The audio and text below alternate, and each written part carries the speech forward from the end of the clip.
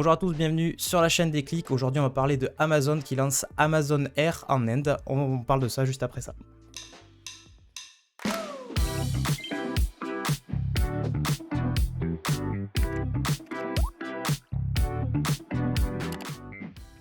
Alors les amis, pour le tour de l'actualité aujourd'hui, je vous partage mon écran. On va commencer effectivement avec un article du siècle digital qui parle de Amazon Air, donc il y a un service que peut-être vous ne connaissez pas, à ne pas confondre avec, alors il y a un autre, ouais, la pub des viands, ouais je sais, non mais il faut que je boive parce que je parle beaucoup et il fait chaud en fait avec les lumières et tout, et donc si je bois pas, ben je meurs, donc c'est pas possible, je meurs de chaud, donc effectivement, je suis désolé, c'est pas du tout un placement, j'aimerais bien qu'on ait des placements Evian, mais je pense que, c'est pas trop en rapport avec notre sujet, et deux, je ne pense pas qu'ils sachent encore qu'on existe, mais ça viendra, vous inquiétez pas. Un jour Déclic dominera le monde. Donc du coup, première actualité, Amazon qui lance Amazon Air en Inde. Alors à ne pas confondre, il y a un service aussi de livraison par drone qu'ils ont lancé il y a quelques temps, c'est encore autre chose, donc je vous détaillerai ça évidemment dans l'article. On continuera du coup avec l'éclaireur Fnac qui nous parle de plusieurs nouveautés, notamment d'un mode silencieux, vous verrez, voilà, pour Instagram, je vous détaillerai un petit peu tout ça. On continuera toujours avec l'éclaireur Fnac et une actu assez badass, et surtout un truc que peut-être vous avez vu passer sur les réseaux, je ne sais pas. Nvidia du coup, Nvidia Broadcast qui est un utilitaire, un software, appelez ça comme vous voulez, de Nvidia qui en gros exploite l'intelligence artificielle. Évidemment il y en aura dans notre matinale pour pouvoir en fait, comment dire, en gros, c'est une IA qui va vous permettre de parler sans nécessairement regarder la caméra, et ça va quand même faire en sorte que vos yeux regardent la caméra. Vous allez voir, je vous montrerai ça, c'est assez badass. Et après, on terminera avec un petit comment dirais-je, c'est plus un test en fait, c'est une petite histoire que je vais vous raconter, on va dire. C'est-à-dire que Corben, qui est donc voilà, un créateur de contenu depuis des années, a testé notamment un prompt chat GPT. Et en fait, pourquoi est-ce que je vais vous parler de ça? Tout simplement parce que la question qui se pose actuellement, c'est est-ce que justement ce côté intelligence artificielle et chat GPT ne veut pas être une nouvelle façon en fait de coder, et donc une évolution pour les développeurs. C'est-à-dire que quand vous allez décrire des choses, vous pouvez basiquement décrire voilà, avec du texte, voilà, génère-moi ceci, génère-moi cela. Mais en fait, ce dont on se rend compte de plus en plus, c'est que le côté prompt, et donc en fait le texte qu'il faut rédiger pour pouvoir générer des choses, est très codifié, et il faut être de plus en plus précis. Et finalement, en fait, on se rend compte que pour avoir de vrais résultats hyper pertinents et hyper percutants, il y aura la nécessité en fait voilà, d'apprendre en fait comment lui parler. Donc il y a un vrai côté langage de programmation derrière. Vous allez voir, je vais vous faire un test qui est assez impressionnant. Hello Nico, coucou à toi Nico, très content de te voir. Nico qui est un collègue streamer également, qui stream sur du dev et du Figma. Voilà, il fait aussi pas mal de design, donc voilà, de temps en temps j'aime bien traîner sur ces streams qui sont toujours très chill le soir. Pas forcément streamer régulier, mais fort sympathique, donc voilà, très cool. Je te fais un petit coucou. Allez, on commence du coup avec cette première actu du siècle digital qui nous parle donc de Amazon qui lance Amazon Air en Inde. Donc c'est un service qu'ils avaient déjà on essaye, bah tu sais, on fait tous de notre mieux pour fournir du contenu de qualité. Et donc Amazon qui lance Amazon Air en Inde, donc c'est un service qui est déjà en place dans, je crois, 2 pays, il me semble, notamment aux États-Unis. Donc je vous lis ça rapidement. Un signe fort de la part d'Amazon envers l'Inde, qu'elle considère comme l'un de ses marchés les plus importants. Donc voilà, c'est une actu plutôt tournée e-commerce, on va dire. Amazon annonce le lancement d'Amazon Air en Inde avec l'objectif d'expédier plus rapidement les marchandises depuis, donc c'est une citation, d'expédier plus rapidement les marchandises depuis nos centres d'exécution jusqu'au dernier kilomètre. Fin de citation. Cette manœuvre illustre les grandes ambitions du géant de l'e-commerce dans les pays sud-asiatiques, qu'elle considère comme un marché à très fort potentiel. Amazon Air à ne pas confondre avec Prime Air. Donc Prime Air, c'est ça que je vous disais. C'est un service en fait de livraison par drone qui a été lancé il y a quelques temps, qui est plutôt en test pour le moment de ce que j'ai compris. Donc voilà, la première livraison par drone d'Amazon Prime Air ont eu lieu un peu avant Noël au Texas et en Californie. Et donc ils disent qu'effectivement c'est une première étape prudente, mais que l'équipe s'attelle à la transformer en pas de géant. Donc c'est des citations évidemment, dans les années à venir. Non, là c'est vraiment quelque chose de différent. Donc Amazon Air se concentre sur la est une compagnie. Attendez, je vais reprendre parce que sinon ça va être le bordel. Amazon Air, à ne pas confondre avec Prime Air, qui se concentre sur la livraison par drone, est une compagnie aérienne de fret opérant exclusivement pour transporter des colis de l'entreprise. Donc en gros, ils affrètent des avions entiers, des gros Boeing. Juste pour de la livraison en fait et pour assurer ce côté livraison jusqu'au dernier kilomètre. Donc le service a été lancé en 2016 aux États-Unis, puis a été brièvement testé au Royaume-Uni.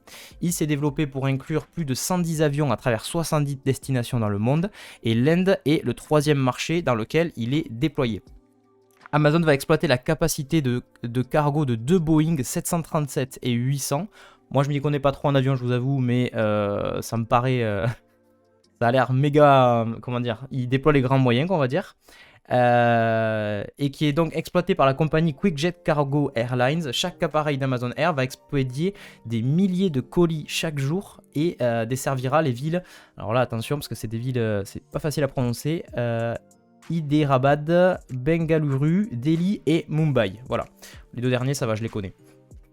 Alors, ils mettent aussi que l'intérêt d'Amazon pour l'Inde n'est pas nouveau, qu'il s'agit d'une région particulièrement prisée, prisée par les entreprises d'e-commerce, car en plus d'abriter une population très dense, les infrastructures sont encore à développer. Les entreprises savent qu'en investissant massivement dans le pays, elles grilleront la place de leurs concurrents. Nico qui met dans le chat une solution neutre en carbone. Alors effectivement, on peut... Alors, je me suis posé, mais alors premier degré, je me suis posé la question, est-ce que, selon vous, avant de continuer un petit peu plus dans l'article, je me rends pas compte, est-ce qu'il vaudrait mieux, je pense que ça se calcule ça, hein, mais en termes de capacité de transport, imaginons, je dis une bêtise, mais je sais pas moi, tu transportes 1000 colis dans un avion, c'est certainement beaucoup plus, hein, mais imaginons 1000 colis, est-ce qu'il vaut mieux avoir un avion avec 1000 colis, ou est-ce que l'équivalent en camion, mettons, qui pourrait transporter que 100 colis par exemple, ben, c'est peut-être moins... tu vois, au niveau bilan carbone, est-ce que c'est pire ou pas? Je me suis posé la question parce que je n'y connais que dalle, vraiment, j'y connais rien du tout. Mais tu vois, c'est toujours la question de se dire, par exemple, des gens qui prennent l'avion, est-ce que l'équivalent de personnes qu'on transporte, s'ils prenaient chacun leur voiture, est-ce que du coup, bah, l'avion, ça serait pas mieux?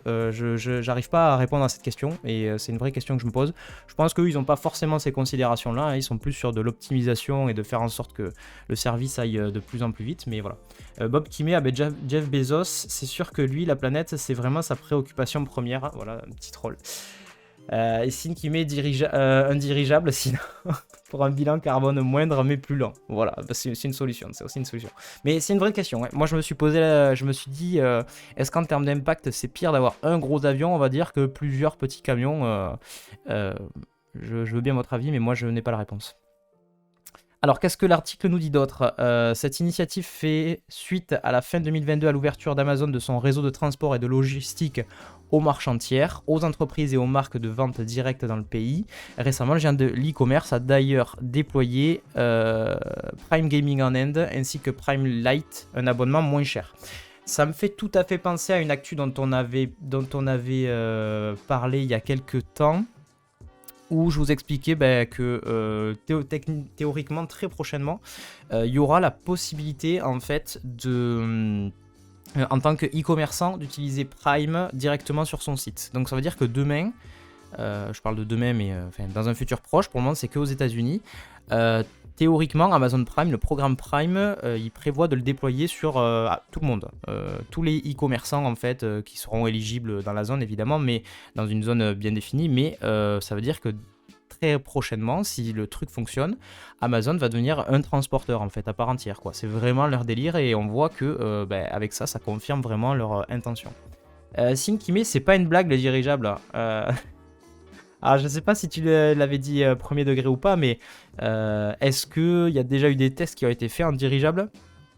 Parce que même si c'est plus lent, imaginons que ça te rajoute, je sais pas moi, une journée ou deux par rapport à un transport classique ou par rapport à de l'avion.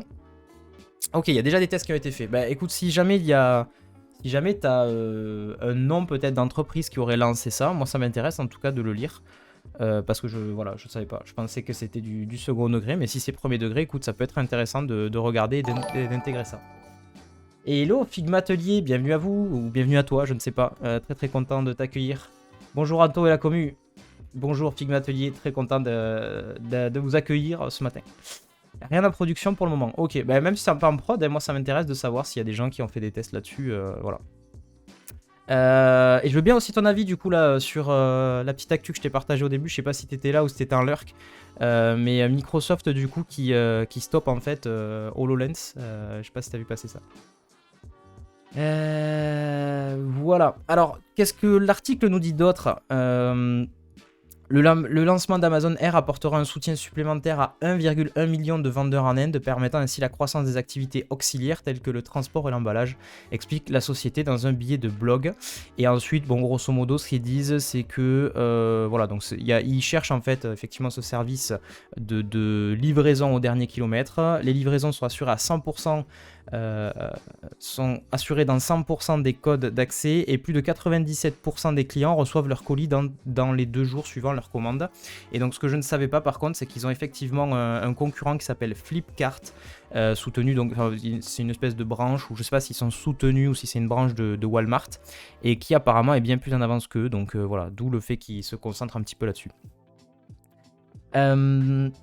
Alors, chose qui n'est pas à négliger, ça c'est vrai que c'est un paragraphe assez important. Ce qu'ils disent aussi, c'est que en ce moment, vous n'êtes pas sans savoir qu'il y a beaucoup de licenciements dans pas mal de compagnies. J'ai vu que Spotify l'a récemment séparé de quelque chose comme 6% de ses effectifs, un truc comme ça. Bref, ça taille vraiment dans tous les sens.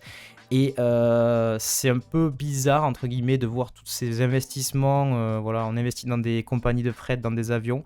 Et à côté de ça, il faut rappeler que le PDG avait annoncé se séparer de 18 000 employés dans un contexte de récession économique. C'est ce qui est marqué dans l'article, en tout cas. Je pense que voilà, ça pose des questions aussi d'éthique quand même. J'imagine que c'est des choix stratégiques dans un but de pérenniser l'entreprise et de faire en sorte qu'elle fasse plus de profit. Je pense que c'est vraiment tourné là-dessus. Mais ce qu'ils disent en conclusion, c'est que ça prouve bien qu'Amazon Air est considéré comme une opportunité à long terme par les entreprises. Merci beaucoup du follow, je ne sais pas qui est, je pense que c'est Quentin, c'est ça. Hello Quentin, première fois dans le chat, très content de t'accueillir, je sais pas si c'est toi qui viens de te sub, j'ai pas bien vu, mais en tout cas très content de t'accueillir ce matin. Voilà, donc Amazon Air, affaire à suivre. Cette idée de bilan carbone me trotte, peut-être que je creuserai un petit peu plus, mais en tout cas, Amazon qui continue toujours son expansion, qui mise toujours sur le côté transport et logistique, et donc peut-être potentiellement qu'à terme ça sera un vrai logisticien à part entière. Je pense que c'est déjà le cas, parce qu'ils ont, je pense, plus rien à prouver en termes de logistique avec leur livraison en 24 ou 48 heures, mais ils étendent ça, c'est ce qu'on voit, ils étendent ça de plus en plus à tous les e-commerçants de la planète, et ils confirment un peu leur domination comme ça. Voilà pour ce premier article. On enchaîne rapidement du coup avec l'article suivant, un article de l'éclaireur Fnac qui parle d'Instagram et d'un nouveau mode silencieux qui pourrait utiliser les utilisateurs, enfin voilà, ça pourrait les aider en tout cas pour la partie concentration. Donc je vous lis ça rapidement, c'est un petit peu plus élaboré que simplement on va dire un mode je dirais voilà, on pourrait très bien dire que, vous savez, sur les iPhones ou sur les Android, vous avez la possibilité de mettre des modes concentration. Là, c'est un peu plus élaboré, un peu plus orienté du coup sur Instagram. Il y a quelques features de plus. Donc, avec cette fonctionnalité permettant de ne plus recevoir de notifications, le réseau social vise surtout les adolescents qui seront invités à l'activer s'ils utilisent l'application tard dans la nuit. Donc voilà, il y a cette notion quand même qui est très focus sur les plus jeunes en fait, qui sont les plus gros consommateurs on va dire de ce type d'application. Alors ce que dit l'article, régulièrement critiqué pour les dommages causés aux utilisateurs, notamment les jeunes, Instagram poursuit ses efforts pour se faire bien voir. Après avoir déployé plusieurs outils visant à protéger les adolescents, le réseau social vient de lancer un mode silencieux pour les aider lorsqu'ils souhaitent se concentrer sur quelque chose. Alors une fois activé, l'utilisateur déjà ne reçoit plus de notifications, ça c'est la première chose, ça paraît logique. Et surtout, il y a son statut il y a un statut qui est indiqué comme quoi il est en mode ne pas déranger en quelque sorte. Voilà, donc on le voit ici, on voit une petite capture d'écran in quiet mode, donc qui stipule clairement qu'en gros vous avez activé le mode ne pas déranger, enfin le mode silencieux.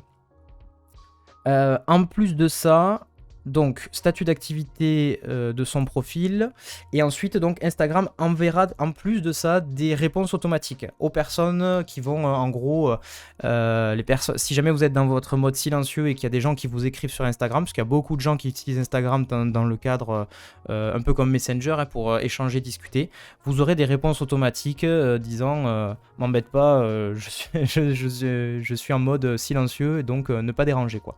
Voilà, donc plus de notifs, un statut qui est affiché et des réponses automatiques qui seront envoyées, un peu comme on peut le faire quand sur des mails ou autres. Voilà. Et donc, dernière chose également, il y aura, une fois désactivé, un bref résumé qui sera envoyé à l'utilisateur. Donc, l'utilisateur verra un bref résumé des notifications pour rattraper ce qu'il a manqué. Donc, ça, c'est plutôt une bonne chose et ça permet de gagner du temps si jamais il y a des choses qu'on ne voit pas passer. Hello Damarwen qui nous rejoint, coucou à toi. Alors, du coup, qu'est-ce que nous dit d'autre cet article? Bon, si cette fonctionnalité est accessible à tous, Instagram vise particulièrement les adolescents, donc ça c'est un peu ce qu'il disait, et donc en gros, ils auraient l'envie d'envoyer, de proposer, on va dire, ce mode silencieux quand ils détectent des comportements, typiquement, si on est tard dans la nuit, suggérer en tout cas de passer en mode silencieux pour préserver, on va dire, les plus jeunes. Mais je pense que ça aura une visée pour tout le monde, mais en tout cas, dans leur communication, c'est sur ça qu'ils axent. Outre le mode silencieux, le réseau social a annoncé l'arrivée de 2 fonctionnalités pour donner plus de contrôle aux utilisateurs sur les contenus recommandés. Donc l'idée c'est qu'il y aurait une possibilité d'indiquer une option pas intéressée. Voilà, marqué donc ça il y a un onglet exploration en fait pour pouvoir découvrir des choses. Vous auriez la possibilité de rajouter, d'indiquer en tout cas que vous n'êtes pas intéressé par ce type de contenu.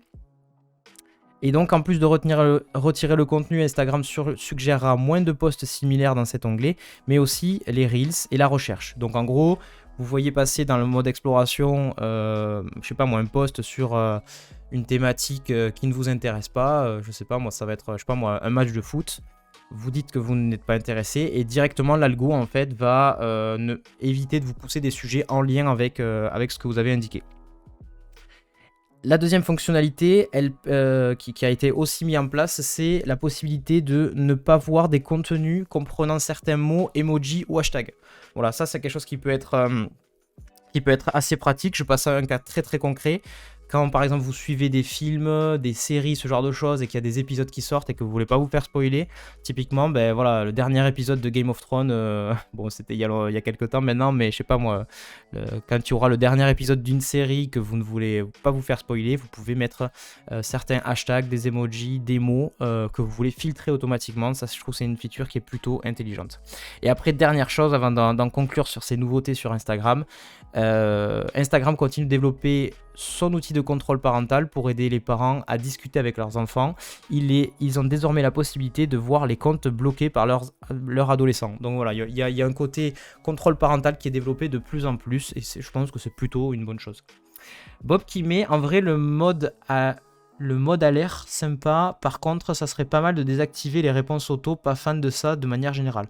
Alors je pense qu'après il y aura ça probablement quelque chose que tu pourras fine-tuner, quoi, que tu pourras un peu customiser. J'imagine que ça sera dans tes réglages, mais c'est déjà bien d'avoir cette possibilité-là, je trouve. Voilà, c'est quelque chose qui en fait n'est pas si dingue en soi, parce que c'est quelque chose qui existe depuis toujours. Quand par exemple, tu veux mettre ça sur tes mails, quand tu pars en vacances ou autre, avoir une réponse automatique, c'est plutôt une bonne chose. Après, voilà, au moins les fonctionnalités seront là, à voir après si tu les exploites ou pas, quoi, tout simplement. Voilà, écoutez, pas plus à dire sur ça, mais en tout cas Instagram qui progresse pas mal, et voilà, parmi toute cette actualité de ChatGPT, il y a quand même d'autres choses qui pop, donc je tenais aussi à vous le partager. Alors on va entrer plutôt sur la partie intelligence artificielle, on peut pas trop y échapper en ce moment, et enchaîner avec un article du coup toujours de l'éclaireur Fnac sur NVIDIA Broadcast. Alors je sais pas si vous connaissez du coup cet utilitaire NVIDIA Broadcast. L'idée c'est que ça va surtout être, je pense, à destination des gens soit qui font des visioconf, soit qui font de la création de contenu par exemple. Typiquement quand vous faites vous tournez des vidéos YouTube, vous faites voilà ce genre de choses. Je pense que les créateurs de contenu vont énormément aimer ça. C'est parfois compliqué de tenir le regard à une caméra comme ça et d'être toujours face quand même. Voilà, il y a un côté un peu, je sais pas comment dire, mais c'est un peu dérangeant en quelque sorte. Et donc ils ont sorti une fonctionnalité qui vous permettra en fait de simuler le regard direct vers la caméra. Donc je peux peut-être vous montrer ça. Voilà, on va voir une vidéo de test ici. Oh, attendez, il faut que je coupe le son et que je le fasse passer au bon endroit. Attendez 2 secondes, petit réglage. Voilà, je vais couper le son parce que ça sera mieux. Voilà. Hop, donc on voit ici, je crois que c'est à la fin de la vidéo qu'on le voit. Je peux vous montrer ça rapidement. Tac tac. Ah non, en fait c'était au début, je me suis trompé. C'est ici. Voilà, donc ici, ça c'est un peu le logiciel utilitaire du coup NVIDIA Broadcast. Et en gros, vous aurez effectivement possibilité d'activer dans les effets un mode eye contact. Et là, en fait, alors ils vont faire un comparatif, vous voyez. Donc à gauche, en fait, l'utilisateur enfin, c'est la vraie image, donc l'utilisateur ne regarde pas de façon directe. Et à droite, en fait, c'est le rendu après application de l'effet. C'est assez perturbant, je trouve, mais c'est plutôt efficace. Donc je vous montre ça. Hop. Et vous voyez que ça tient bien le regard, quoi. C'est assez impressionnant. J'avais vu, je crois que c'est Defend Intelligence qui a fait une... je vous montre ça rapidement, qui a fait aussi un test. Il l'avait posté sur Twitter. Avec derrière, il y a eu un gros troll de la part de notre ami Basti qui était très rigolo. Et donc effectivement, c'est cette vidéo, voilà, où vraiment il fait le test. Et donc on peut voir que bah, lui, voilà, il n'est pas chez Nvidia, donc il fait le test en mode utilisateur. Ça c'est la vidéo, on va dire, originale en bas. Et à la volée, le truc arrive quand même à bien faire fixer le regard en face. Je trouve ça assez dingue. Et donc en gros ils disent qu'ils ont une banque assez impressionnante d'œils qui peuvent vous greffer entre guillemets. C'était marqué ici. Ouais voilà, avec la mise à jour de NVIDIA Broadcast, la fonctionnalité basée sur l'IA Eye Contact vient remplacer les yeux de l'utilisateur et l'utilisatrice sur la caméra par des yeux simulés. Ainsi la personne regarde son texte. Si la personne regarde son texte ou a le regard tourné dans une autre direction, la caméra continue d'afficher ses yeux qui fixent l'écran. L'effet labellisé comme étant encore en bêta semble très efficace sur la vidéo de présentation. Donc si c'est une bêta, ça veut dire qu'encore ils vont l'améliorer, mais déjà le test est assez concluant. Et donc ils disent effectivement que ça vient simuler un regard face caméra en utilisant l'IA. Et la marque précise qu'elle dispose de millions de couleurs d'yeux dans ses bases de données, permettant à l'outil de retranscrire de manière précise le regard de la personne. L'effet semble toutefois encore assez limité et ne permet pas de grands écarts de regard sous peine d'avoir du mal à suivre convenablement l'affichage du deepfake. Voilà, donc ça c'est une petite feature je trouve sur l'actualité IA qui est plutôt intéressante. Ça va surtout être à destination des créateurs de contenu. Et puis bah, potentiellement dans une visio, ouais, c'est-à-dire que si par exemple vous êtes en train de discuter avec vos collègues ou autres et que vous tournez le regard de temps en temps parce que c'est un peu perturbant de regarder la caméra, ben vous aurez ce mode-là et cet effet-là qui pourra être activé. Ça c'est une première chose que j'ai découverte que je voulais vous partager. Puis ensuite il y en a une autre que j'ai trouvée assez intéressante. Je vous en ai parlé du coup en préambule. Il s'agit d'une actualité qui a été partagée par Corben. Donc Corben, je pense que vous connaissez peut-être, c'est un créateur de contenu aussi qui a un blog assez fourni, il fait aussi du Twitch. Et en gros, il a testé un prompt ChatGPT. Donc voilà, ChatGPT, vous connaissez hein, la fameuse intelligence artificielle qui fait tant parler d'elle en ce moment. Là où c'est intéressant, et ce sur quoi je voulais axer cette actu, c'est que on voit très clairement dans sa démonstration, et en tout cas c'est ce qu'il a voulu montrer, qu'il y a une notion aujourd'hui au niveau de l'utilisation d'intelligence artificielle. Il y a quand même une notion qui est assez importante, c'est qu'on a la sensation que de plus en plus ça va être finalement un langage ça va être une façon de coder un peu à part entière que d'utiliser en fait une IA. Donc j'ai cet exemple-ci qu'on peut tester comme ça en live qui est assez impressionnant, qui va vous permettre de transformer ChatGPT en, vous savez un peu le livre dont vous êtes le héros, là, les jeux de rôle, ce genre de choses. Vous allez voir, c'est assez impressionnant. Et donc les choses qu'on peut faire avec sont assez poussées. Donc là, par exemple, on est dans l'interface de ChatGPT. Je vais prendre le script en fait qu'il a pondu ici, qu'il a partagé. Je vais le mettre du coup dans ChatGPT. Et donc vous allez voir que l'IA en fait va se transformer en quelque sorte en un jeu de rôle, on va dire. Hop, je vais peut-être me mettre comme ça. En un jeu de rôle, donc, et me proposer en fait de vivre une aventure. Et donc en fonction des réponses que je donne, l'histoire va évoluer. C'est assez cool et ça prouve bien que déjà on va dire le potentiel de l'utilisation de ChatGPT est loin d'être exploité. Et ensuite, ce qu'il y a d'assez intéressant, donc on peut le voir, hein, c'est que là, il y a des balises, il y a des caractères, il y a des métadonnées, ce genre de choses. Et donc, j'ai l'impression que plus ça va aller, plus en fait, on va rentrer dans. Il y aura certainement des gens qui seront, je sais pas moi, spécialisés dans les prompts, on va dire. Et donc, je sais pas si on appellera ça développeur ou designer prompt ou ce genre de choses, mais ça sera un vrai langage de programmation à part entière. C'est vraiment l'idée qui en résulte. Donc là, vous voyez, si je teste par exemple, donc on me propose 10 choix de scénarios, un peu comme si j'étais dans un escape game ou ce genre de choses. Et donc, par exemple, je vais dire, je vais être un détective privé dans les années 20. Donc, je lui mets la réponse 5. Ok. Et là, à partir de là, alors ce qu'il y a de cool aussi, c'est qu'apparemment on peut faire du markdown, ça c'est plutôt cool. Vous voyez qu'il me propose des affichages en markdown, et donc là il commence en fait l'histoire et l'aventure, il me met un peu en scène toute cette histoire, et c'est comme un jeu, c'est-à-dire que j'ai par exemple, j'ai des points de vie, donc là j'ai 100 points de vie, j'ai un inventaire, j'ai une scène. Hier j'avais testé par exemple, j'avais choisi une scène où en gros j'étais un naufragé, ou je sais plus, un explorateur dans une grotte, et donc dans mon inventaire j'avais aussi des objets, ce genre de choses.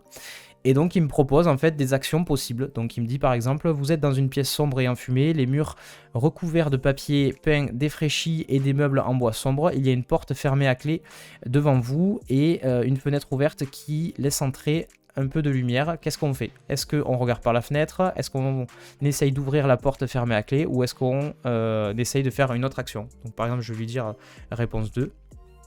J'ai envie de regarder par la fenêtre. Et hop, comme ça, en fait, l'histoire va s'enchaîner et ça va être comme un jeu de rôle, en fait, comme vous pourriez jouer dans la vraie vie dans un jeu de rôle. Donc c'est assez puissant, c'est assez poussé. J'ai testé aussi l'option là de faire une autre action et c'est assez dingue parce que même quand je fais quelque chose qui n'est pas dans le scénario du jeu, il arrive quand même en fait à faire progresser l'histoire. Hier, par exemple, j'ai fait des tests, je crois que j'ai... Alors ça c'est bien parce qu'il y a un système d'historique maintenant, je trouve ça pas mal. Je crois que c'était celui-ci que j'ai fait hier. Ou celui-là. Je sais plus. Ouais, c'est celui-là. Où en gros, l'histoire, c'était que j'étais un plongeur, ou je sais plus exactement. Et donc j'ai pu progresser comme ça, voilà, j'ai pu progresser un petit peu plus dans l'histoire et j'ai testé des actions en fait qui étaient hors, voilà, par exemple j'ai mis je construis une cabane et l'histoire a quand même progressé quoi. L'histoire a quand même progressé, donc ça a quand même bien fonctionné et ça s'est adapté en fonction de ce que je mettais, donc ouais, je trouve ça très très puissant et je trouve que ça dénote effectivement du côté langage de programmation parce que vraiment on est dans des... on n'est pas vraiment dans de l'algorithmie, mais c'est assez... Il y a un côté où effectivement on se dit fais-moi ceci, fais-moi cela, s'il se passe ça, tu fais ça, etc., etc. Il y a quand même pas mal de ponts, on va dire, entre un langage de programmation classique et en fait ce qu'on peut trouver potentiellement sur des prompts et la façon dont on lui indiquerait une action à faire. Voilà, donc ça c'était un truc assez cool, je vous le partage dans le chat, comme ça si vous voulez aller faire le test, vous allez voir, c'est assez rigolo. Et alors, Figma Atelier qui dit « Je te conseille aussi de regarder le deuxième tweet de Alpha Signal AI avec une IA qui modifie la bouche des acteurs pour les changements de langue dans les films et les séries, c'est pas mal. » Je vais regarder ça rapidement. Mais effectivement, le côté synchronisation, je sais plus le terme, c'est synchronisation lambiale ou labiale, je sais plus. Enfin, en fait, le fait de synchroniser tout simplement des lèvres avec un texte. J'avais vu ça aussi passer il y a quelques temps, je crois que c'était Basti qui avait fait une démonstration où aujourd'hui tu avais des utilitaires en fait qui te permettaient par exemple de prendre des petits personnages tu faisais typiquement, tu le enregistrais, on va dire, tout un texte, et donc ils allaient synchroniser ça, et c'était plutôt puissant dans la mesure où typiquement si tu veux faire tu veux animer des réseaux sociaux, ou tu veux monter une communauté par exemple, il y a des gens qui n'ont pas spécialement envie de montrer leur tête, bon bref, tu peux faire vivre un personnage comme ça, même pour le dessin animé, pour ce genre de choses. Je pense que ça peut avoir des applications qui sont assez incroyables. Alors je regarde rapidement, tu m'as dit Alpha Signal AI. Hop, je partage ça. Je pense que c'est ce compte, j'imagine. Oui, ça existe depuis quelques mois. Là, c'est un peu différent. Je sais pas si c'était ici. Si t'as le lien direct du tweet, peut-être ça serait plus pratique.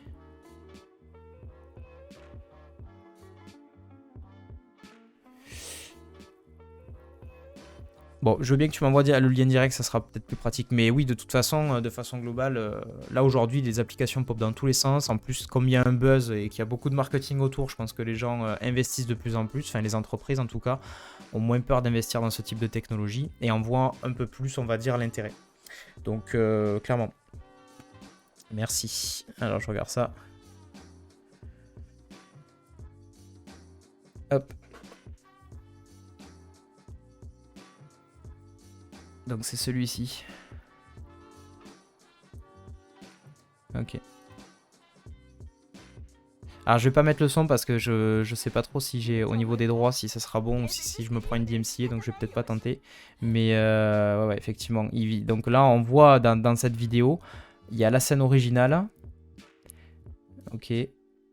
Ensuite, donc, ils parlent effectivement d'un face tracking. Ils vont essayer d'aller traquer et voir un peu ce qui se passe. Suppression du dialogue et remplacement par d'autres, donc potentiellement d'autres langues ou ce genre de choses. Ce qui pose la question justement des doubleurs, hein, potentiellement dans les films, dans les jeux vidéo, ce genre de choses, qui risquent de voir ça d'un mauvais œil, je pense. Mais voilà, de toute façon, on le sait très bien qu'il y aura forcément des répercussions.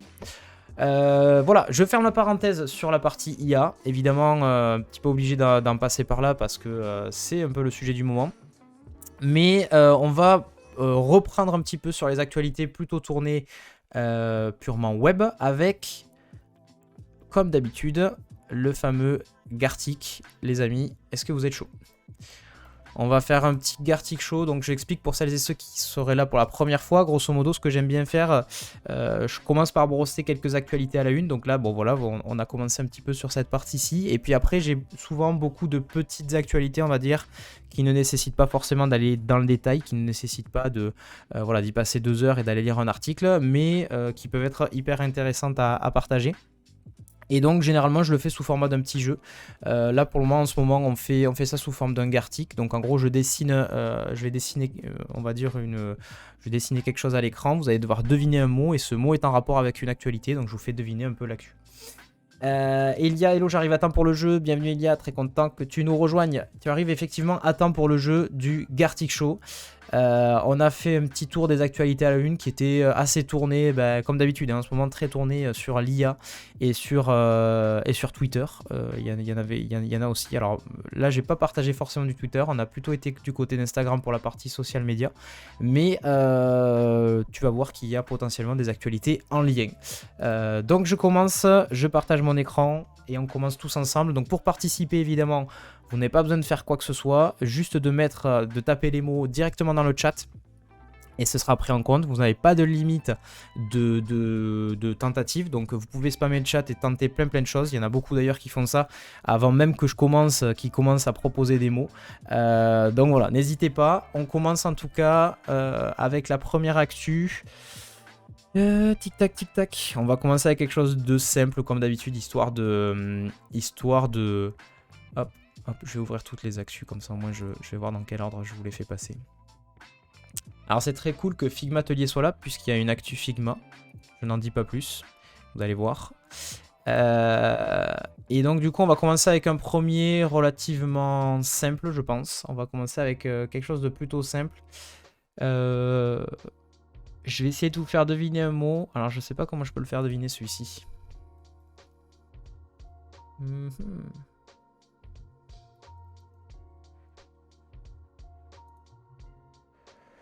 Ouais, non, ça va être... Ouais, je vais faire plus simple. Allez, je vais faire beaucoup plus simple pour commencer.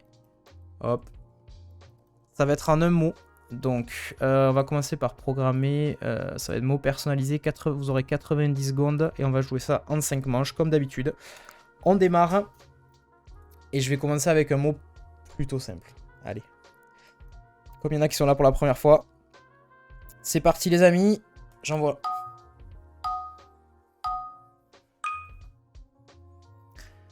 Allez, on commence du coup. Premier dessin. Je vais essayer de vous perturber évidemment, ne pas faire les bonnes couleurs. C'est pas Figma. Je vais pas. J'ai dit que j'étais simple, mais je vais pas non plus donner la réponse directement.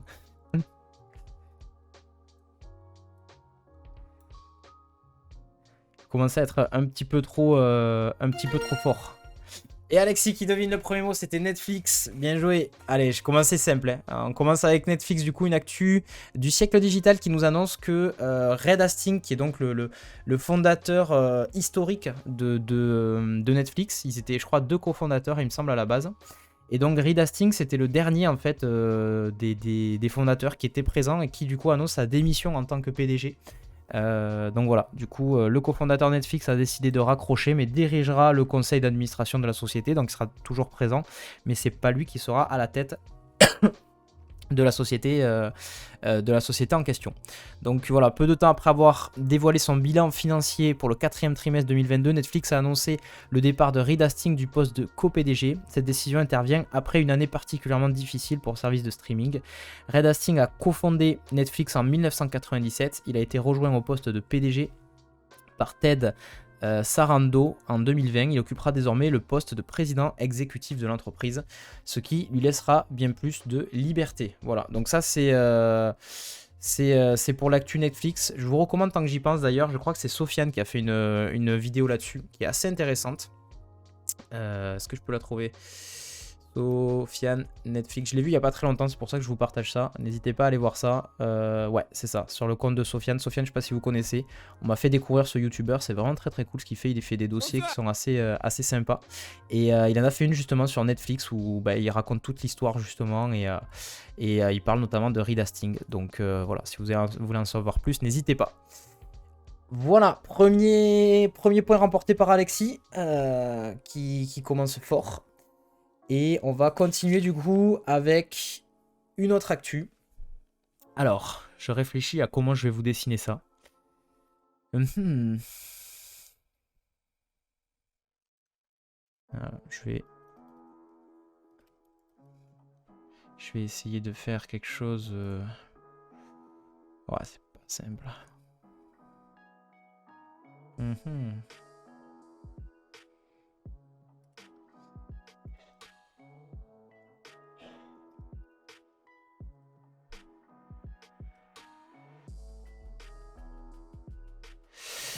Bon, ouais, bon allez, je vais faire ça plus simple. Ok, alors c'est en un mot. C'est en un mot. Et... Je voulais voir si j'avais d'autres... Ouais, c'est bon. C'est parti. Alors, il n'y a pas de notion de majuscule et de minuscule, sachez-le. C'est pas pris forcément en compte. Donc ça va pas être forcément évident à faire deviner celui-ci. Je vous donnerai peut-être des indices. Alors, on commence. Je vais dessiner ça d'abord. Je pense que ça sera plus simple.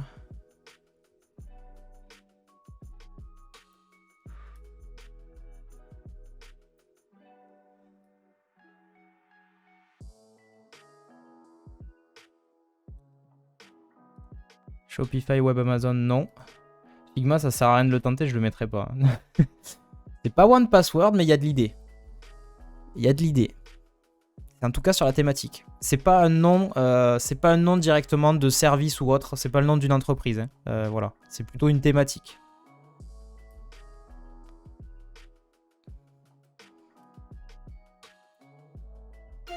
Oh, bien joué Afida. C'était le terme sécurité, bien joué Afida. J'allais faire une caméra là, j'étais trop chaud là. J'ai essayé de représenter le terme sécurité, mais je savais pas trop comment. Pourquoi je vous parle de sécurité? Puisqu'il y a une nouveauté, donc j'ai trouvé ça dans silicon.fr, qui parle en fait donc d'une mise à jour, on va dire. Donc là, je sais pas si vous avez vu, il y a eu une nouvelle mise à jour iOS Apple, donc iOS 16.3.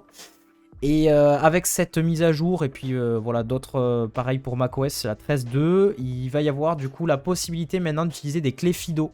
Je sais pas si vous connaissez ce principe là, je vais vous montrer ça rapidement. En fait c'est des espèces de clés USB en quelque sorte. Le FIDO c'est je crois que c'est une norme en fait qui est utilisée, qui est gérée par un consortium, etc. Et en gros, c'est comme une espèce de petite clé USB que vous pouvez utiliser et vous balader avec. C'est ça. Donc il y a plusieurs sociétés qui sont un peu à la tête, enfin qui gèrent un peu tout ça, et notamment cette société là, Yubico. Et donc vous mettez ça, voilà, avec votre porte-clés, ça vous permet de faire, vous savez, le 2FA, la double authentification. C'est-à-dire qu'en gros, vous avez, je sais pas moi, vous utilisez un service avec votre mot de passe et il vous exige une deuxième façon de vous authentifier, de vous identifier. Et donc, vous pouvez utiliser ces petites clés là, des clés FIDO, sauf que c'est pas pris en compte par tout le monde en fait pour le moment. Et donc, Apple qui a annoncé que désormais, on pourra utiliser comme deuxième facteur d'authentification à l'Apple ID, hein, donc pour vous identifier, on pourra utiliser une clé FIDO. Voilà. Donc utiliser une clé FIDO comme deuxième facteur d'identification sur un compte Apple, c'est désormais possible sous condition. En premier lieu, il est nécessaire de disposer de la dernière version d'iOS, donc 16.3. Sur iPadOS aussi, ça sera 16.3 et sur macOS, ça sera 13.2. Apple ne compte pas faire d'exception pour les appareils dotés de versions plus anciennes. Et ensuite, autre chose, il est obligatoire d'associer au moins 2 clés et on peut aller jusqu'à 6 clés. Les clés FIDO remplacent le code PIN à 6 chiffres. Leur mise en place n'empêche pas d'utiliser des méthodes de récupération type clé de secours et code de confiance. Faut pas perdre la clé, Elia. Je suis assez d'accord. Après, voilà, là, le but, si tu veux, on va dire c'est une méthode parmi d'autres que tu pourras utiliser. Donc typiquement, tu peux peut-être avoir ton mot de passe classique, tu peux peut-être utiliser, je sais pas moi, le SMS, donc mettre par exemple comme un terminal de confiance comment ça s'appelle, ton téléphone, ton numéro de téléphone. Tu peux mettre un mail de récupération. Enfin, tu vois, c'est plus en additionnant, quoi. Mais jusqu'à présent, en fait, pour un Apple ID, donc pour ton compte Apple, si tu en as un, tu ne pouvais pas, jusqu'à présent, utiliser de clé FIDO purement et simplement.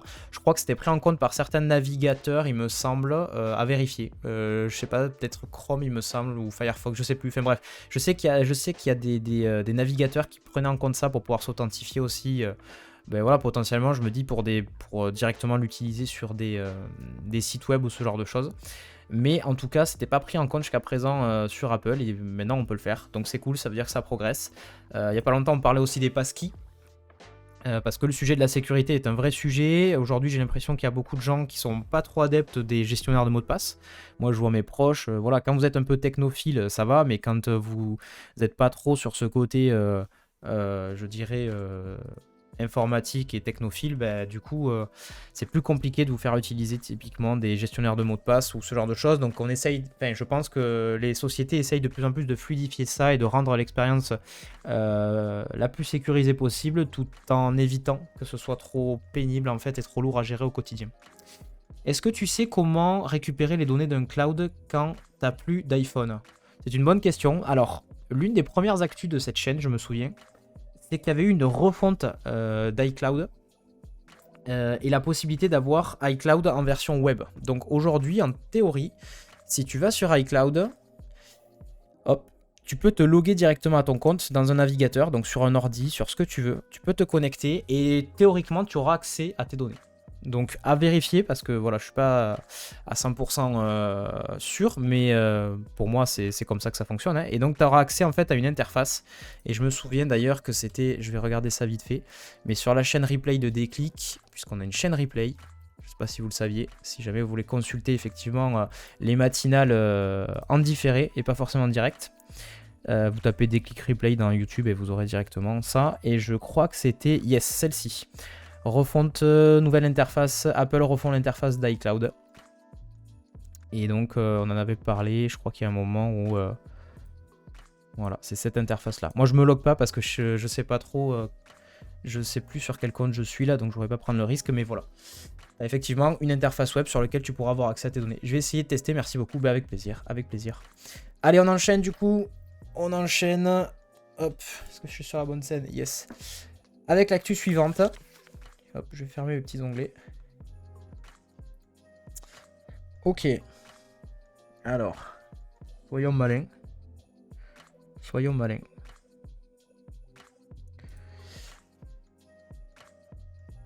Maintenant, je vais plus vous faire des noms d'entreprises ou ce genre de choses parce que vous devinez trop facilement et c'est pas bon. Alors, c'est en un mot, l'actualité suivante. Hop, c'est un seul mot, un mot du quotidien, hein, je vous rassure, pas quelque chose de trop compliqué.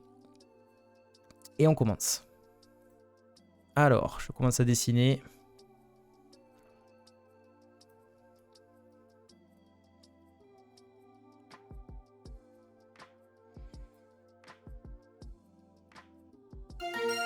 Oh, Alexis. Alexis, je vais te virer. Je vais te virer du jeu, c'est pas possible d'être aussi rapide. Je comprends pas comment tu fais. Sérieux, là j'ai dessiné une cruche quoi. J'ai même pas eu le temps de terminer mon truc quoi. Je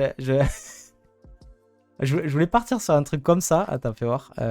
Ouvrir l'image dans un nouvel onglet. Je voulais partir sur ça. Je vais changer la musique, je la trouve badante cette musique en fond là, elle me perturbe. On va mettre un truc style Noël, ça sera plus sympa. Ouais, je voulais dessiner un truc comme ça. J'ai commencé à dessiner ça, c'était genre une cruche pour faire deviner argent et t'as déjà deviné, c'est quand même fabuleux. En tout cas, bravo. Pourquoi je vous parle d'argent? Parce que on en sait un petit peu plus sur la version payante de ChatGPT. Ils ont commencé du coup à annoncer quelques prix. Donc l'abonnement coûterait 4 fois plus cher que Netflix. C'est provisoire, je préfère vous le dire. Donc rapidement au niveau de l'article, c'est un article de 01net.com. Comme prévu, ChatGPT ne sera pas éternellement gratuit. Fort de son succès, OpenAI annonce l'arrivée d'une version payante intitulée ChatGPT Professionnel. Lors de l'annonce, la startup ignorait encore quel prix proposer. Donc voilà, je vous résume ça rapidement. Ils ont sondé en fait des gens sur leur Discord. Ils ont demandé aux utilisateurs combien ils seraient prêts à payer, ce genre de choses. Et là, concrètement, ils commencent à mettre en place un prix. Ils ont fixé un prix de 42$. À titre de comparaison, ils disent que c'est 4 fois plus élevé que le coût d'un abonnement Netflix standard aux États-Unis. Et c'est également bien plus coûteux qu'un forfait Microsoft 365 qui n'excède pas 69€ par an dans l'Hexagone. Mister Glocks, merci beaucoup. Mister Glocks qui a souscrit un tiers de niveau 1. Hello Mister Glocks, très très content que tu soutiennes la chaîne et que tu sois présent. C'est très très gentil. Mister Glocks qui est aussi streamer, hein, qui stream du dev web essentiellement. Je sais pas d'ailleurs, ces derniers temps, t'as pas trop streamé, mais voilà, en tout cas, sachez-le, c'est un collègue streamer. Merci beaucoup en tout cas de ton soutien. Voilà, donc du coup, le prix, ce qu'ils disent globalement, c'est que ça pourrait évoluer. C'est un premier prix de base en fait. Moi personnellement, je pense que de toute façon, vu la puissance du truc et vu que ça sera à destination de potentiellement d'entreprises professionnelles, ça me choque pas plus que ça. C'est cher, hein, on est d'accord. Mais alors déjà, qu'est-ce que ça va apporter?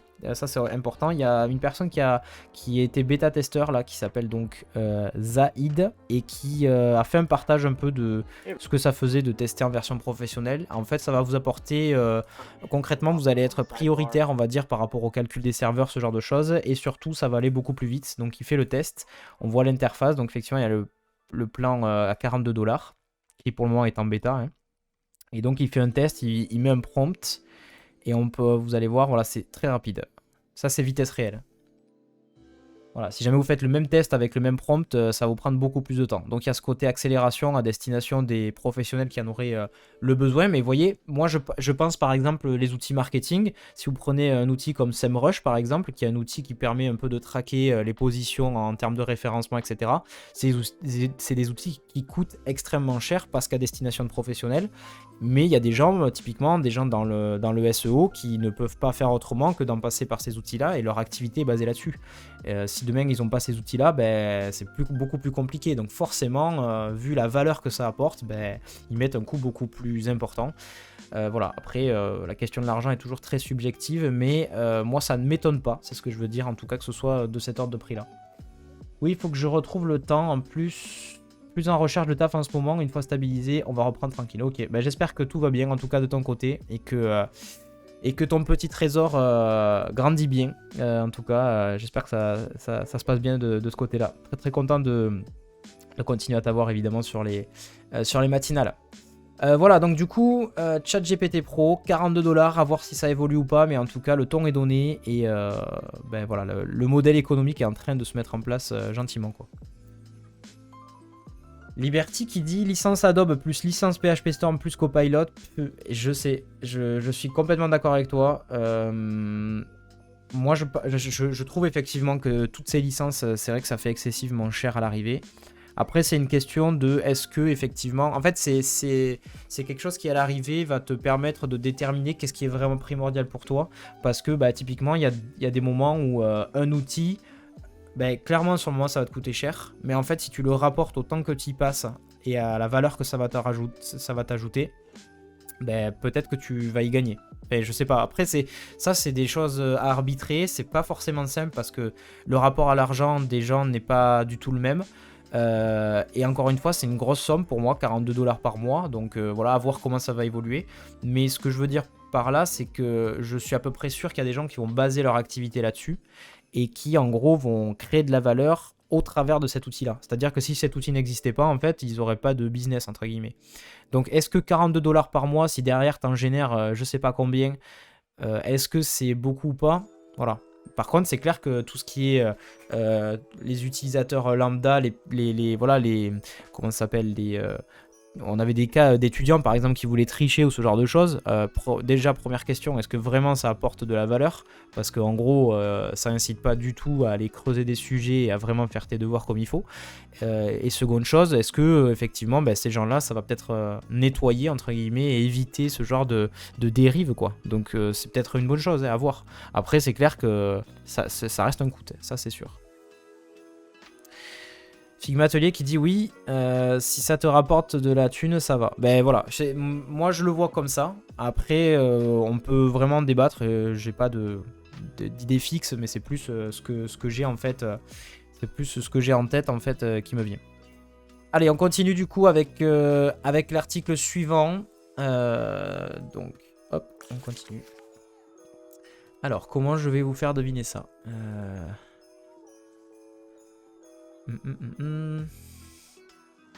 Pas facile ça.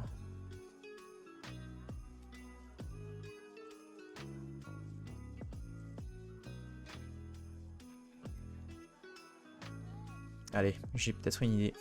On va voir si ça passe. Ok, donc c'est un mot de la vie courante, hein, encore une fois. C'est en un mot. Je regarde que je l'écris bien parce que sinon vous allez me crier dessus et vous aurez raison. Et on est parti. Mot suivant.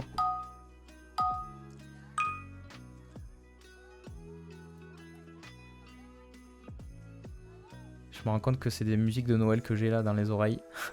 Pas grave. Oh, c'est pas grave, il faut rêver les amis. On est encore à Noël, ça va. On est en janvier, ça, c'est pas...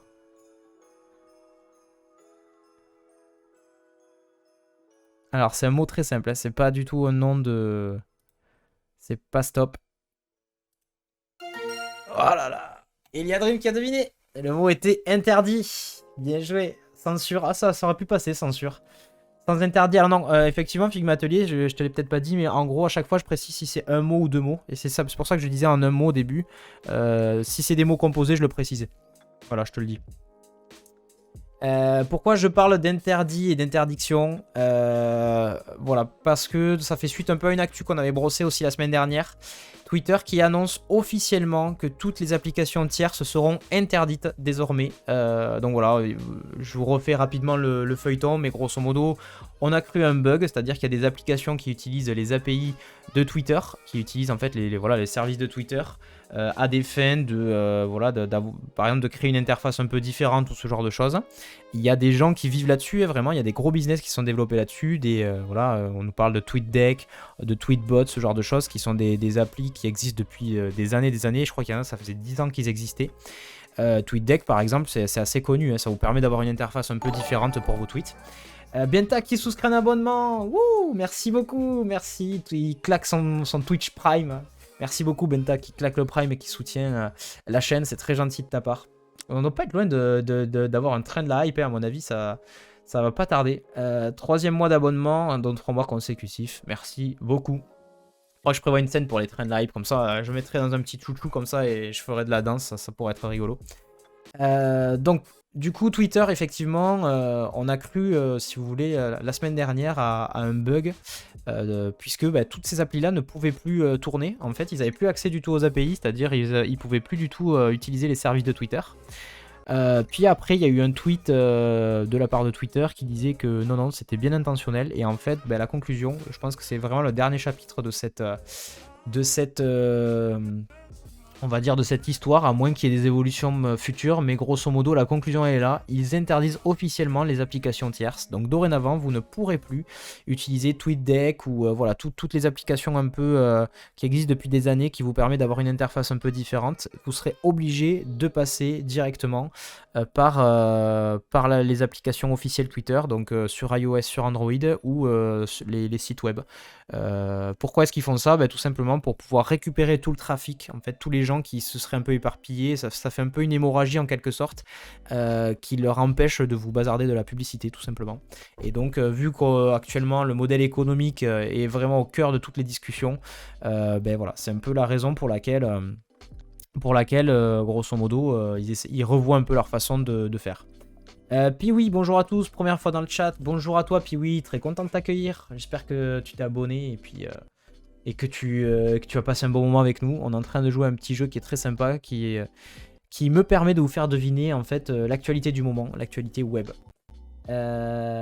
Liberty, boom, pleine société en fight. C'est ça Liberty, c'est exactement ça. On peut regarder ça rapidement, mais alors Tweetbot je connais un peu moins, mais TweetDeck je sais que par exemple c'est une grosse appli. TweetDeck c'est ici. Hop. Est-ce qu'on a des images de TweetDeck? Voilà, vous voyez c'est ça. C'est en gros TweetDeck ça vous permettait d'avoir une interface un peu différente. Je sais pas si on peut voir directement l'image. Voilà, ça vous permettait, bon, je suis désolé, c'est un peu pixelisé, mais en gros, ça vous permettait d'avoir un affichage un petit peu différent. Et pour faire ça, il fallait qu'il se plug directement sur les API de Twitter, sauf que voilà, maintenant c'est mort quoi. Et grosso modo, le problème de tout ça, c'est que il y a des gens qui développent des business là-dessus, et voilà, qui ont des modèles économiques, ce genre de choses, et donc ça fait des personnes au chômage quoi, tout simplement. Tout simplement. Enfin, moi, c'est comme ça que je le vois. Donc c'est un peu dommage. C'est un peu dommage. Je peux comprendre après qu'effectivement le côté modèle économique soit le cheval de bataille de façon à essayer de rendre ça plus rentable et pérenniser la société de Twitter. Mais c'est pas sans conséquence. Voilà. C'est simplement ce que je voulais dire. Allez, on continue avec on continue notre petit jeu. Twitter met tout le monde au chômage cette année finalement. Ouais, c'est un peu ça, ouais. C'est un peu ça, après avoir viré la moitié de... Après, ça questionne quand même, parce que tu te dis, mais jusqu'à présent, comment c'était géré, quoi. En fait, il devait y avoir des dépenses dans tous les sens, quoi. Et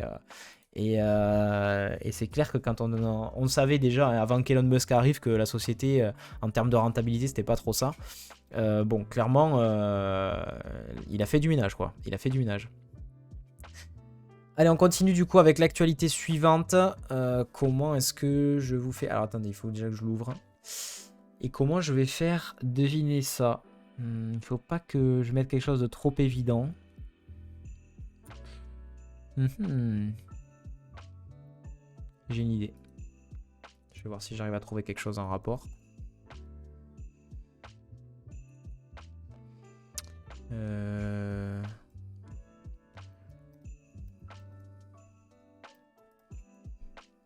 Comment je peux faire?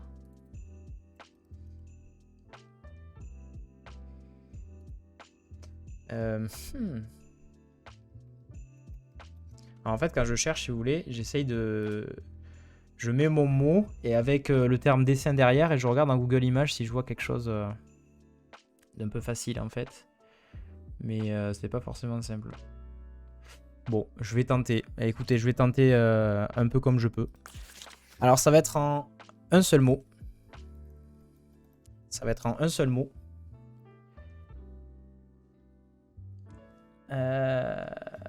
Matelier qui dit: je crois qu'il y a eu aux US 200 000 personnes de la tech virante. Ouais, j'ai vu un article, je pourrais regarder ça tout à l'heure, mais il y a un article qui résume justement le nombre par entreprise, le nombre de gens virés, c'est assez impressionnant.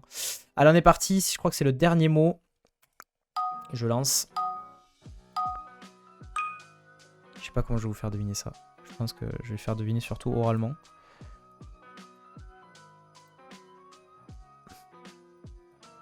C'est en un mot, hein.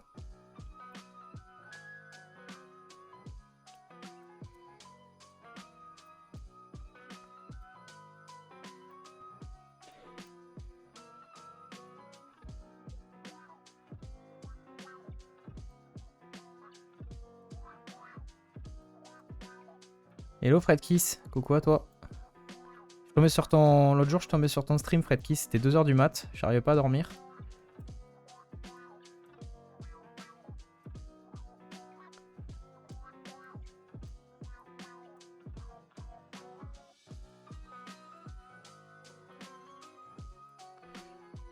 Alors, c'est une discipline, on va dire, du web. C'est une discipline du web. Je suis désolé, je sais pas trop comment faire deviner autrement. C'est pas design, mais on n'est pas loin. Bien joué. Bien joué, Fredkiss. Bien joué, bien joué, bien joué. C'était web design, le terme.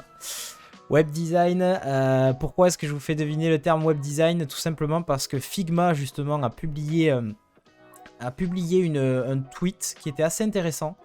Hop, alors attendez, je vous montre ça rapidement.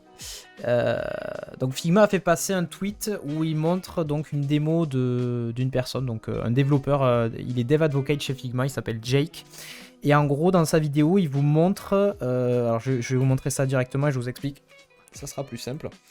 L'idée c'est que il montre en fait un plugin qu'il a développé dans lequel il est capable d'aller récupérer les propriétés des composants. Donc je vous montre ça rapidement, hop, par exemple. Hop, voilà. Donc l'idée c'est que quand vous êtes dans Figma, donc Figma, bon, je pense que tout le monde connaît à peu près, c'est un logiciel qui permet de faire du design d'interface. L'idée c'est que vous avez des notions de composants, c'est-à-dire un composant, ça va être un élément qu'on va pouvoir réutiliser en fait dans d'autres endroits, et si jamais on le met à jour, ça se mettra à jour en fait dans les endroits où on l'a utilisé. Voilà. Typiquement, vous avez un composant carte comme celui-ci et vous pouvez l'utiliser dans plein de maquettes que vous allez faire. Et si jamais finalement vous dites cette typo, je la veux pas de cette couleur mais je la veux rouge, vous le changez et ça se répercute partout. Voilà, ça c'est la notion de composant. Et donc ce qu'il y a de bien, c'est que quand vous utilisez des composants, comme par exemple ce composant carte, vous avez la possibilité de définir des propriétés. Donc on le voit là un peu sur le côté. Je sais pas si ça se voit bien, mais regarde, si ça se voit bien. Typiquement sur ce bouton, lui prend l'exemple de ce bouton vert là par exemple, qui est un composant qu'ils ont designé, et donc vous avez possibilité d'utiliser des propriétés, des variations en fait. Donc par exemple vous pouvez le mettre en mode danger ou en mode primary, donc le mode par défaut. Vous pouvez varier la taille. Voilà, vous pouvez varier l'état, est-ce que c'est en état de hover ou actif, etc. Est-ce que c'est disable ou pas? Enfin voilà, vous voyez, il y a quand même plein de choses qu'on peut comme ça modifier, tout un tas de petites propriétés qu'on peut aller modifier, qui est plutôt intéressant. Et en fait, dans sa démonstration, ce qu'il montre, c'est qu'il utilise, donc, il appelle ça le plugin API. Donc en fait, quand vous utilisez Figma, vous avez possibilité de développer des plugins. Voilà, utiliser le code en fait pour aller automatiser certaines choses. Et donc il montre dans sa démonstration qu'il est capable, donc je vous le montre, il a développé un plugin qui s'appelle, hop, où est-ce que je l'ai, il est pas ici, comment ça se fait normalement, je suis censé, attendez, ouais c'est ça, Component Expector, il faut que je fasse run sinon ça va pas marcher. Et donc par exemple si je fais tourner ce plugin, hop, voilà. Le plugin est capable d'aller me convertir en fait mon composant qui est ici avec toutes ses propriétés directement dans un langage. Donc par exemple si je prends le langage React qui est un langage JavaScript classique, vous pouvez lui demander de vous sortir les définitions, c'est-à-dire en gros le typer, le sortir pour du TypeScript. Donc TypeScript c'est un langage en fait utilisé dans le cadre de JavaScript pour pouvoir, c'est un genre de super langage en quelque sorte. Et donc vous avez la nécessité de définir tout un tas de propriétés. Et donc en fait lui il va automatiquement récupérer tout ce que j'ai défini ici et me le convertir en code React, enfin en TypeScript. Et donc là si je fais par exemple une variation, je passe en danger ou je passe en ceci, cela, il va faire évoluer. Donc il y a une partie définition, c'est toute la partie typage on va dire, et ensuite il y a la partie instance qui est vraiment le composant à proprement parler que je pourrais utiliser. Et je crois, voilà, de mémoire, c'est que si je fais varier, vous voyez ici par exemple j'ai mon variant égale primary, si jamais je fais varier dans mon interface, boum, ça varie aussi ici. Et pareil, si par exemple je passe en disable ou pas, hop, j'ai tout qui évolue ici. Et en quoi c'est intéressant tout ça, et un peu la démonstration qu'ils ont voulu faire au travers de cet outil, ce qu'il explique, c'est que l'idée, c'est qu'il incite en fait grandement les développeurs et développeuses à exploiter au plus en fait toute cette notion d'API plugin pour pouvoir automatiser un certain nombre de choses. Ça va être par exemple intéressant, d'ailleurs on a une interview très prochainement, je vais vous en parler juste après. Si par exemple vous utilisez typiquement, vous créez des design systems. Je ne sais pas si tout le monde est à l'aise avec cette notion de design system. Un design system, c'est très rapidement, ça va être une librairie de composants que vous allez faire au niveau design et au niveau développement. Et puis vous rédigerez aussi une documentation en rapport avec tout ça, pour que, en gros, n'importe qui puisse utiliser vos composants. Et donc, c'est souvent utilisé, par exemple, dans des grands groupes. Il y a des groupes, par exemple, je sais pas moi, si on prend le design system de... il y a Decathlon, il y a qui... il y a un repo ici, ça peut être pratique. Qui c'est qu'on pourra aller voir? Ah non. On va aller voir le design system, par exemple, Carbone d'IBM, qui est assez connu. Donc IBM par exemple, ils ont leur propre design system et donc ils ont tout un tas de composants ici avec des guidelines, ce genre de choses. Il y a une documentation qui est faite et qui est mise à jour, et donc tous les composants en fait qui vont être utilisés dans le cadre d'applications type application web ou ce genre de choses vont respecter tout ça. Et voilà, par exemple, vous avez si les designers et les développeurs de chez IBM ont nécessité d'utiliser, je sais pas moi, un bouton radio par exemple, hop, ils ont déjà un bouton radio qui est déjà préfet. Voilà. Et ça, c'est hyper, c'est de plus en plus fait, et au niveau des grosses entreprises, mais même au niveau d'entreprises de taille plus modeste, parce que ça permet en fait, voilà, par exemple une notification, voilà, vous avez directement la notification qui est faite, vous n'avez plus qu'à changer et à jouer un peu sur les variations. Voilà, pour utiliser cette notif. Et ça en fait c'est de plus en plus utilisé parce que en fait on a des applications web aujourd'hui. Alors quand je dis application web, c'est pas au sens application mobile, c'est vraiment ça va être, je sais pas moi, un site utilitaire en interne, ça va être un site web vitrine, ça va être peu importe. On a vraiment pléthore en fait d'applications ou de sites qu'on va vouloir développer, et on peut pas en fait tous les jours en fait apprendre aux designers et aux développeurs comment est-ce qu'on design dans une entreprise. Donc généralement ce qu'il y a, c'est qu'il y a une équipe qui est montée qui s'appelle l'équipe design system, qui va comme ça faire le design et le développement de tous ces composants un peu basiques et les mettre à disposition en fait des gens dans l'entreprise qui en ont la nécessité. Et donc là cette démonstration effectivement de Figma est assez cool parce que ça prouve bien qu'avec Figma on va pouvoir comme ça automatiser beaucoup de choses et récupérer directement depuis un Figma et transposer ça en code.